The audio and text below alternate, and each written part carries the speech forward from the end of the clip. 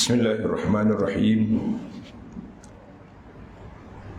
Alhamdulillahi Rabbil Alamin. Alhamdulillahilladzi arsala rasulahu bil huda wa dinil haqq liyuzhirahu ala ad-dini kullihi wa kafa billahi shahida. Ashhadu an la ilaha illallah wahdahu la sharika lah wa ashhadu anna sayyidana wa nabiyyana Muhammadan abduhu wa rasuluh. Allahumma salli wa sallim wa barik ala abdika wa rasulika Muhammad wa ala alihi wa sahbihi wa man sar ala nahdihi wa ihtada bihadihi wa istanna bisunnatihi ila yaumiddin, amma ba'du. Yang dihormati pengurusi Masjid Al-Ghufran, Al-Fadhil, tuan-tuan imam, ahli kuasa masjid, muslimin dan muslimat, para jemaah, para pencinta ilmu sekalian, Assalamualaikum warahmatullahi wabarakatuh. Alhamdulillah, pada pagi ini 8 hari bulan 10 kita dapat teruskan pengajian kita dalam bicara tentang Al-Quran Karim yang Allah Ta'ala turunkan kepada kita untuk menjadi hidayah, petunjuk. Sesiapa yang nak kepada hidayah, maka dia mesti kembali kepada Al-Quran Karim, sebagaimana yang Allah SWT turunkan Al-Quran itu untuk kita tadabbur, untuk kita kaji, untuk kita memahami isi kandungannya dan seterusnya, beramal dengan apa yang telah diperintahkan oleh Allah Azza wa Jalla kepada kita, ataupun kita tinggalkan perkara-perkara yang tidak baik yang telah diarahkan oleh Allah Azza wa Jalla kepada kita. Baik para jemaah sekalian, dalam tazkirah kita ini daripada mau'izah ataupun mawa'izil mufassirin, kita akan teliti kepada sebuah ayat. Tuan-tuan boleh buka ayat ini, iaitulah surah Taha, surah Taha, ayat yang ke 1, 2, 3, 1, 2, 4. Surah Taha ayat 1, 2, 3, 1, 2, 4. A'udzu billahi minasyaitonir rajim. Qala ihbita minha jami'a ba'dukum li ba'din 'adu fa imma ya'tiyannakum minni huda faman ittaba'a hudaya fala yadhillu wa la yashqa wa man a'rada 'an zikri fa inna lahu ma'ishatan dhanka wa nahsyuruhu yawmal qiyamati a'ma. Asalnya ayat ini turun, Allah perintahkan, turunlah kamu berdua dari surga itu bersama-sama dalam keadaan setengah kamu menjadi musuh bagi setengah. Mana sewaktu Allah Ta'ala perintahkan nak turunkan Nabi Adam dengan Hawa dari surga, Allah dah beritahu ba'dukum li ba'din adu, mana sebahagian kamu akan jadi musuh pada sebahagian yang lain. Kemudian jika datang kepada kamu petunjuk dariku, bila datang petunjuk Allah Azza wa Jalla, fa imma ya'tiyannakum minni huda faman ittaba'a hudaya fala yadhillu wa la yashqa. Maka sesiapa yang mengikut petunjukku itu, nescaya ia tidak akan sesat dan tidak pula akan menderita, mendapat azab. Jadi alhamdulillah, ini di antara janji Allah SWT berikan kepada kita, siapa dia ikut petunjuk, walaupun dalam keadaan orang lain terumbang ambing, orang lain berkelahi sama sendiri, Allah Ta'ala sebut ba'dukum li ba'din adu, hanya orang-orang yang ikut petunjuk Allah Azza wa Jalla, ini orang yang akan selamat. Kemudian ayat yang seterusnya 124, Allah kata waman a'rada an zikri, waman a'rada an zikri, dan sesiapa yang berpaling engkar dari ingatan dan petunjukku, maka sesungguhnya adalah baginya kehidupan yang sempit, dan kami akan himpunkan dia pada hari kiamat dalam keadaan buta. Panjang lagi lah ayat ini. Yang penting bagi kita ni, para jemaah sekalian, Allah peringatkan kepada kita kewajipan kita sebagai seorang hamba Allah Azza wa Jalla apabila datangnya petunjuk Allah.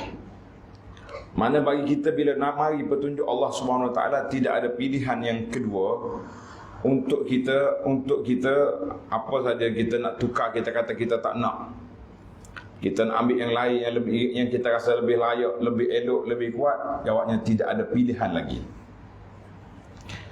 Jadi nasihat ini diambil daripada Al-Imam Abu Abdullah Al-Qurtubi rahimahullahu ta'ala. Imam Qurtubi ini dia meninggal pada tahun 671 Hijri. Dia sebut dalam muqaddimah tafsir dia, masyhurlah nama dia Tafsir Al-Qurtubi. Sebelum daripada dia yang besar lagi nama dia Tafsir Tabari. Kita kena ingatlah nama-nama tafsir. Sekurang-kurangnya kita ada maklumat tentang imam-imam yang besar dalam bidang tafsirul Quran yang telah berkhidmat untuk memahamkan, memandaikan umat ini dengan Al-Quranul Karim, supaya kita ingat apa yang ada di tangan kita. Qala Al-Qurtubi rahimahullahu ta'ala, fama haqqa man 'alima kitab Allah, maka tidak ada hak bagi mana-mana orang yang telah mengetahui kitab Allah. Mana kita belajar Al-Quran,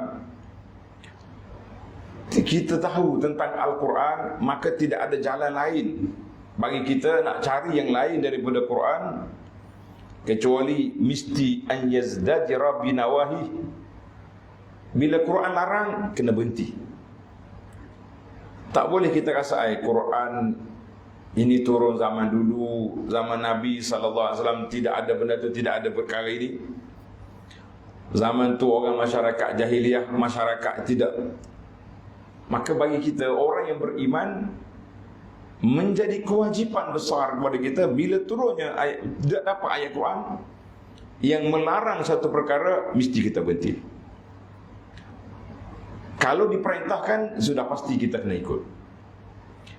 Wa yatazakkar ma syuriha lahu fihi.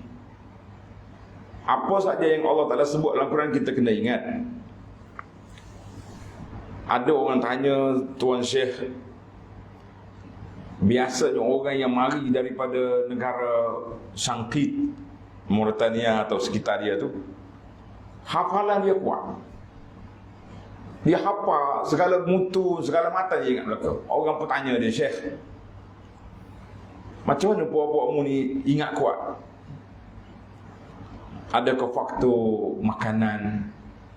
Adakah faktor orang panggil genetik ke apa benda?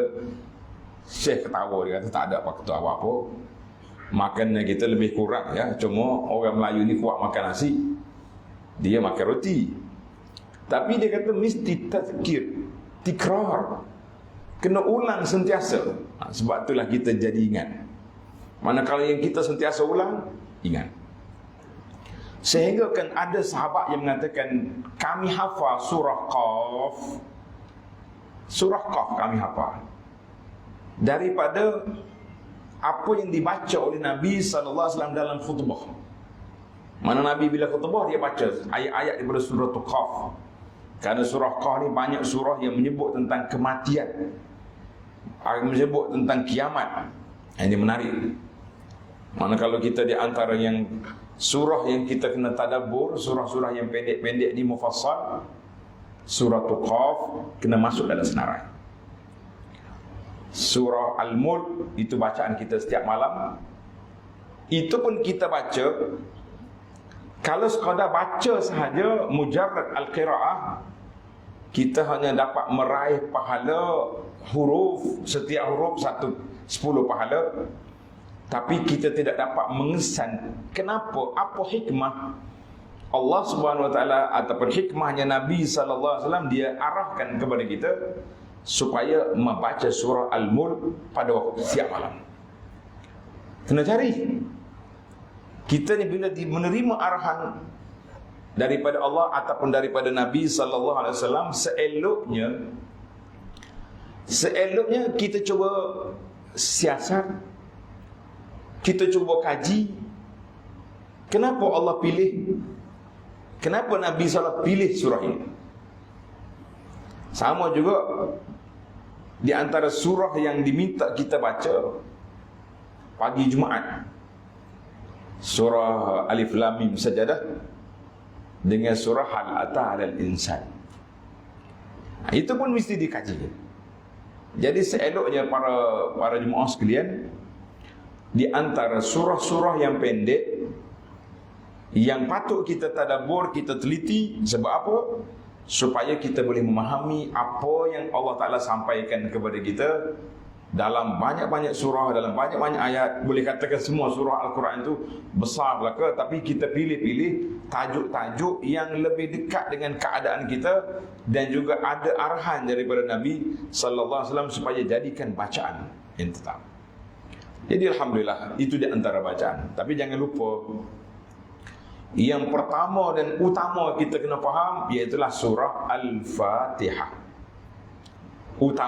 Pertama dan utama kita kena faham melalui surah Al-Fatihah.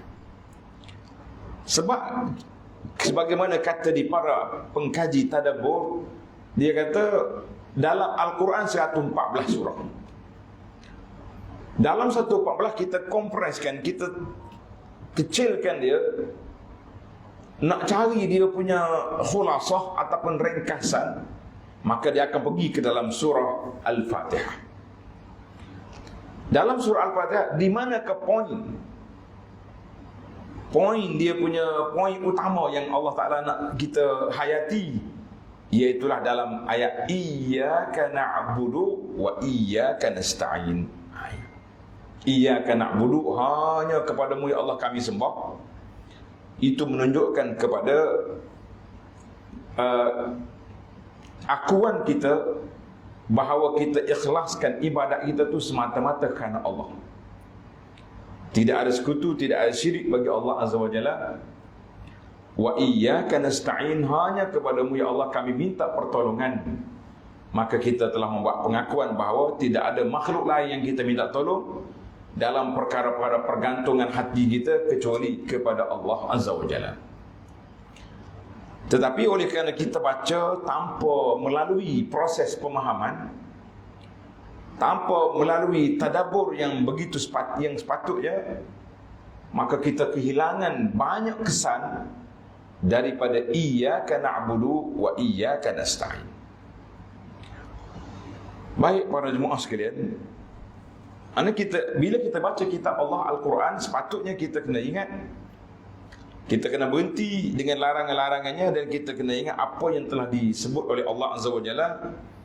Wa yakhshallaha wa yattaqi, hendaklah dia takut kepada Allah Azza wa Jalla, dia bertakwa kepada Allah Azza wa Jalla sentiasa. Sebab apa? Kalau kita tidak bertakwa, Al-Quran yang kita baca, dia akan menjadi hujah ke atas kepala kita nanti. Wa yuraqibuhu wa yastahyi, kita kena sentiasa ingat bahawa Allah Subhanahu wa taala yang sentiasa memerhatikan kita, dan kita juga kena ada sifat malu kepada Allah. Allah kata, ni kalam aku, ini arahan aku, tiba-tiba boleh kamu tak buat, boleh kamu pilih yang lain. Kita kata satu perkara yang cukup ajaib. Fa innahu hummila a'ba'ir rusul. Kita semua ni telah diberi tanggungjawab menyambung balik lidah Rasul sallallahu alaihi wasallam ataupun rusul, para rasul yang terdahulu, yang semua mereka Allah Ta'ala sebut dalam Quran, wa laqad ba'athna fi kulli ummatin rasulan. Kami sudah bangkit bagi setiap umat itu ada rasul. Cuma para jemaah sekalian, kita kena ingatlah, berbeza di antara umat dulu dengan Nabi kita Muhammad sallallahu alaihi wasallam. Apa yang berbeza? Yang berbezanya, umat dulu bersifat lokal, tempatan. Manakala Nabi ni untuk Bani Israel saja, dia tak pergi ke lain dah. Kalau Nabi, contoh Nabi Nuh kepada ila qaumihi, kepada kaum dia. Tetapi bagi Nabi kita Muhammad sallallahu alaihi wasallam, wa bu'istu ila nasi kafah. Nabi sallallahu menegaskan bahawa aku diutuskan kepada manusia seluruhnya. Tak kira Arab, tak kira Ajam, orang putih, orang hitam, orang Melayu ke orang apa, jawabnya satu je Quran kita. Habis macam mana kita nak faham? Kita kata alhamdulillah, Al-Quran itu mudah dipahami. Mudah dipahami kalau kita mengikut cara-cara disiplin ilmu, huraian para ulama yang sangat simple, mudah. Dan hari ini kalau tuan-tuan pergi ke Mujamma' Malik Fahad, pergi Madinah, pergi ke tempat kilang cetak Quran Raja Fahad rahimahullah di Madinah, kita akan ditunjuk, dipamerkan kepada kita Quran-Quran, terjemahan makna Quran dalam pelbagai bahasa yang diterjemah. Semua bahasa ada. Termasuklah bahasa kita Malaysia pun sudah ada. Dulu kita bergantung dengan Indonesia. Sekarang ni alhamdulillah beberapa orang pensyarah di UIA telah buat terjemahan, huraian, ringkas dan dia terjemahkan. Maknanya tidak ada lagi kesan makhluk-makhluk atas dunia yang kata, oh kami tak faham Quran. Tapi dia ada terjemahan makna dia, dia ada huraian dia, dan ada tafsir dia yang telah dia bekerja oleh ramai di kalangan para ulama zaman dulu sampai zaman sekarang dan mungkin berterusan. Alhamdulillah. Di Malaysia pun sudah ada Nashrul Quran, tempat cetak Al-Quran dan tempat penyebaran Al-Quran. Kita kata kalau kita setakat nak kumpul naskah Al-Quran, alhamdulillah naskah itu sudah banyak. Yang kita nak sekarang ni, bagaimana kita nak kumpulkan hasil kesan Al-Quran itu yang ada dalam jiwa kita, macam mana kita nak upgrade, nak naik taraf. Itu yang kita kena fikir. Jadi kata di Qurtubi lagi, apabila orang itu memahami Al-Quran, dia mengambil tanggungjawab menyampaikan lidah Rasul-Rasul alaihi wassalatu wassalam kepada siapa? Kepada umatnya. Wa laqad ba'atsna fi kulli ummati rasulan an i'budullah wajtanibut taghut. Dua je tugas Rasul. Yang pertama, ubudullah, ajak orang supaya menyembah Allah, tauhid. Yang kedua, wajtanibut taghut, dan jauhkan diri daripada taghut. Maknanya kita kena bergerak serentak. Ajak murnikan tauhid dan jauhkan diri daripada taghut. Kalau bercampur, bahaya. Saya sembah Allah, dia sembah Allah. Tapi dalam masa yang sama, dia juga percaya kepada benda-benda yang pelik. Percaya kepada bomo-bomo yang tahu benda gaib. Percaya kepada, kita mengatakan itu dalam keadaan bahaya. Sebab kemurnian akidah itu boleh tercalar dengan kepercayaan yang tidak betul. Maka tauhid, ani'budullah, mesti berjalan.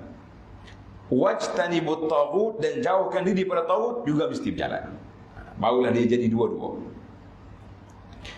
Qala Allah Ta'ala, wasara, apabila kita menjalankan tugas ini, maka jadilah dia syahidan, menjadi saksi pada hari kiamat ke atas golongan yang telah menyalahi, golongan yang menyalahi agama Allah Ta'ala daripada pengikut agama-agama yang lain. Allah Ta'ala berfirman dalam surah Al-Baqarah ayat 143, wa kadzalika ja'alnakum ummatan wasata litakunu syuhada'a 'alan nas. Demikianlah kami jadikan kamu ummatan wasata, umat yang baik. Dulu kita diperkenalkan dengan Islam wasati. Islam wasati. Macam-macam ada istilah yang dibuat oleh pemerintah kita ni nak beri kita faham di dalam Islam tu bersifat wasati, maknanya sederhana, tidak melampau, tidak hulu, dan tidak terlalu cuai sampai peringkat tak ada agama. Dulu kita juga disebut dengan nama Islam hadari, mana Islam itu penuh dengan ketamadunan. Macam-macam istilah yang dibuat. Yang pentingnya apa penghayatan kita kepada Al-Quran. Mana Allah kata ummatan wasata, umat yang adil. Kenapa adil? Tuan-tuan dan puan-puan sekalian, pada hari kiamat nanti, apabila manusia berkumpul, semua al-awwalin wal akhirin, yang awal daripada Nabi Adam sampai kepada Nuh, sampai kepada hari kiamat akan dikumpul, dan umat-umat dahulu akan ditanya tentang peranan tugasan Nabi mereka. Umat Nuh, mana umat Nuh? Di mana? Nabi jalan tugas ke tidak? Umat Nuh mikir macam tak jalan. Jadi puak-puak dia engkar kepada tugasan yang telah dibuat oleh Nabi mereka. Ini bahaya. Kemudian Allah Ta'ala datangkan umat Muhammad sallallahu alaihi wasallam, tanya kita, Nuh menjalankan tugas? Kita kata na'am. Qad ballagha risalata wa addal amanah. Dia telah menjalankan tugas. Jadi orang akan tanya, malaikat akan tanya, mana kau tahu? Kau mari kemudian. Macam mana tahu zaman Nuh dulu? Macam mana kita nak jawab, tuan-tuan dan puan-puan? Jawabnya kita akan jawab sebagaimana yang disebut oleh Nabi sallallahu alaihi wasallam, bahawa syuhada'a 'alan nas. Kita kata Nabi kita telah beritahu bahawa semua para anbiya yang terdahulu telah menjalankan tugas. Jadi kalau umat dia nafi, kita menjadi menggalang ganti bagi pihak umat dia yang baik, iaitu menjadi saksi bahawa Nabi telah menjalankan tugas. Jadi ada sebuah buku yang menarik, tuan-tuan dan puan-puan boleh cari dalam internet, ada jual buku tu. Tajuk dia 41 kelebihan Nabi sallallahu alaihi wasallam. 41 kelebihan Nabi mengatasi para anbiya yang lain. Bukan banding Nabi dengan kita. Tak boleh banding. Mana ada bandingan di antara Nabi dengan kita? Jauh sama sekali. Yang kita nak bandingkan di antara Nabi SAW dengan para anbiya yang terdahulu daripada dia. Itu pun Izzuddin bin Abdul Salam rahimahullah ta'ala telah menyenaraikan ada 41 kelebihan yang mengatasi Nabi yang terlain. Tapi kalau kita pergi pada kitab lain, bukan 41 sampai 200 lebih ciri keistimewaan Nabi sallallahu alaihi wasallam, tapi apa yang dibawa oleh Izzuddin alaihi salam berdasarkan hadis-hadis yang sahih. Cukuplah. 41 ni bukannya kecil, bukan sedikit. Maka orang yang menjalankan tugas, sebagaimana Allah Taala sebut tadi, fa imma ya'tiyannakum minni huda famanittaba'a huda. Siapa dia ikut petunjuk, orang itulah orang yang selamat. Kita ni para jemaah sekalian, pasti berlakunya pertembungan di antara orang yang menerima, orang yang tak menerima.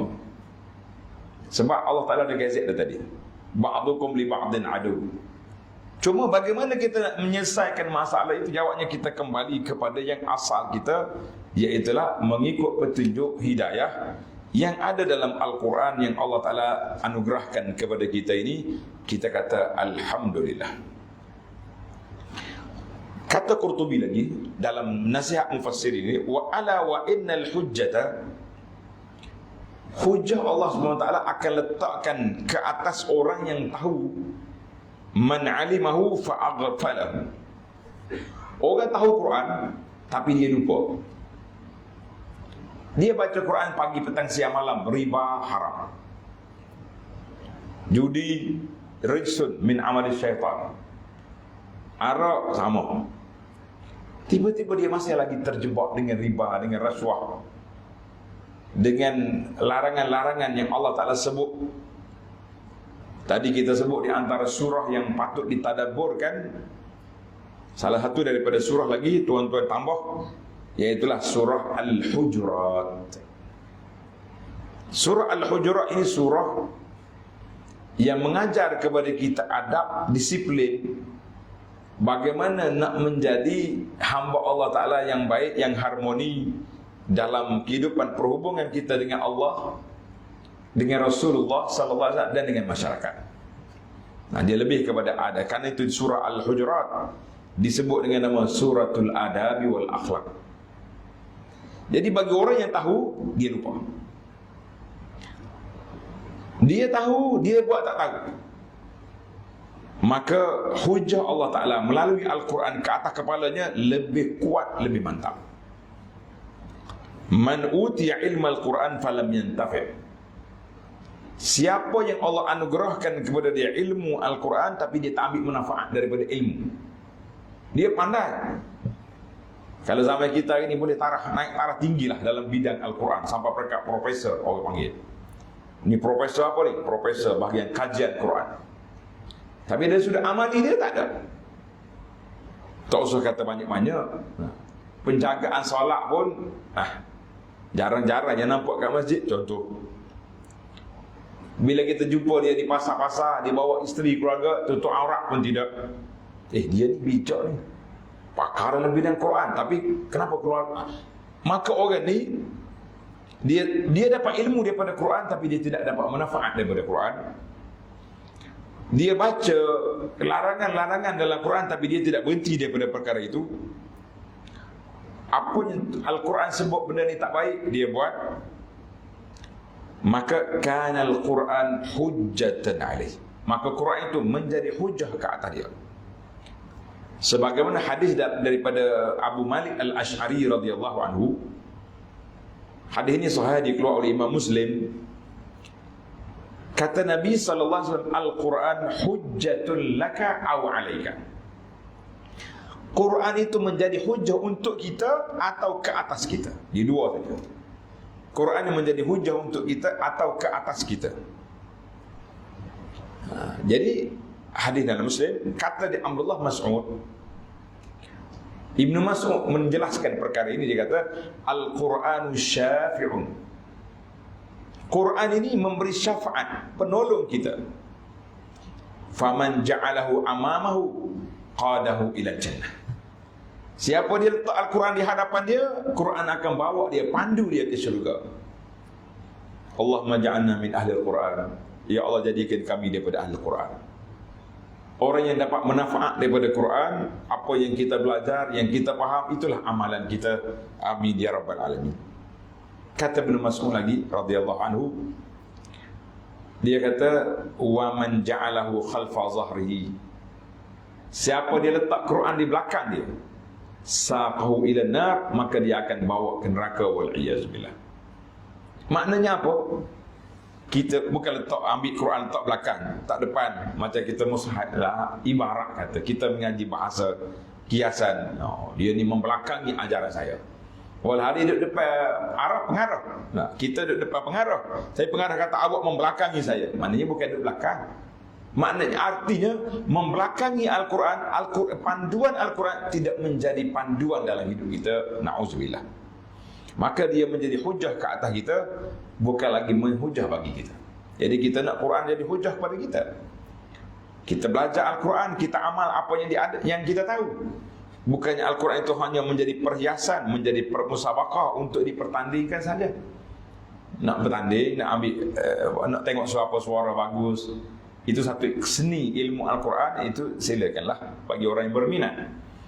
Yang kita naknya musabaqah al-amal setelah kita tahu Allah. Baik, kata Qurtubi lagi, kita habiskan nasihat dia sekejap sikit. Fal wajibu ala man khassahu Allah bihifzi kitabih, maka menjadi kewajipan kepada orang yang hafal Al-Quran ataupun orang yang baca Quran an yatluwahu haqqa tilawatihi. Yang pertama, tanda tuan-tuan, kita dengan Quran yang pertama, kita kena baca Quran sebagaimana yang diperintahkan. Ini kita perlu pada guru tajwid. Tapi jangan habiskan masa dengan tajwid je. Saya ustaz sudah 10 tahun belajar tajwid. Habis bila nak faham Quran, belum masa lagi. Tajwid satu seni, satu fan. Yang kedua, wa yatadabbar haqa'iq ibaratihi. Kita kena kaji, kena selidik, kena perhatikan, kena perhaluskan semua ibarat-ibarat, bahasa-bahasa yang digunakan di dalam Al-Quran Al-Karim. Kerana itu para jemaah sekalian, orang yang nak terjemah makna Quran, dia bukan boleh terjemah semena-mena, tidak. Dia ada makna dia sendiri. Dia kena teliti satu-satu. Apa ulama tafsir kata, ulama zaman dulu kata, Qurtubi kata apa, Tabari kata apa, Ibnu Katsir, kena perhati. Dia kadang-kadang kita terjemah Quran mengikut bahasa Malaysia semata-mata, bahasa dia lari makna yang asal. Sebab itulah kita dalam benda akademik, benda ilmiah tentang hukum hakam agama, tentang ni, apalagi kalau nak memahami makna Quran, maka terjemahan kita bukan setakat bahasa, tapi kita kena tahu maghza, isi kandungan yang nak disampaikan oleh Allah kepada kita. Itu penting. Yang ketiga, wa yatafaham ajaibahu. Kita kena faham perkara-perkara yang pelik yang terdapat daripada Al-Quran Karim. Para jemaah sekalian, semua benda dalam Quran itu ajib. Kenapa? Sebab Allah Subhanahu Wa Taala sebut Al-Quran itu sebagai i'jaz. Satu, kita biasa dengar mukjizat, kan? Mukjizat tu diberi kepada Nabi benda-benda yang pelik. Macam mukjizat Nabi kita sallallahu alaihi wasallam, pernah kita dengar cerita seekor kambing kecil boleh makan 1000 orang. Air yang sedikit keluar daripada jari Nabi sallallahu alaihi wasallam, ataupun Nabi kita duduk dalam telaga, air jadi banyak. Itu mukjizat yang berlalu. Tapi Al-Quran ini mukjizatun khalidatun, mukjizat yang berkekalan. Dia tak akan sampai lagi tak kiamat. Mukjizat Al-Quran mesti dibongkar, mesti dikaji. Itu. Kemudian Al-Quran itu dia panggil satu ilmu lagi. Ini pelajar kena perhaluskan. Dia panggil i'jazul Quran. Mukjizat tu satu. Satu lagi nama dia i'jazul Quran. Artinya Al-Quran itu melemahkan orang lain nak tiru dia, tak boleh. Kerana itu bahasa dia cukup indah. Bahasa daripada Allah Azza wa Jalla. Yang kelima, yang haqqa tilawatihi, yatadabbur, yatafaham. Yang keempat, wa yatabayyanu gharaibahu, dan mesti kita kena jelaskan apa yang kita tidak faham. Jangan kata, apa, saya baca Quran ni baca tapi tak tahu apa. La. Anta ka muslim, anti ka muslimah, kita kena berusaha juga untuk kita faham. Sekarang ni cara kita usaha, kita mula dengan surah-surah yang pendek-pendek. Yang wajib yang kita kena faham yang pertama Al-Fatihah.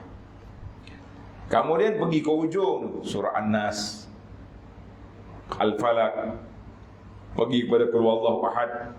Ambil yang awal-awal, sebab surah-surah Makkiyah, surah-surah yang awal itu biasanya dia lebih kepada penekanan kepada tauhid, kepada Allah Azza wa Jalla. Kemudian mari surah Madani, dia berjaya juga. Madani ni banyak cerita, banyak hukum semasa yang berlaku. Alhamdulillah. Allah Ta'ala sebut dalam perkara ini dalam surah As-Sad ayat 29, kitabun anzalnahu ilaika mubarakun liyadabbaru ayatihi wa yatadzakkar ulul albab.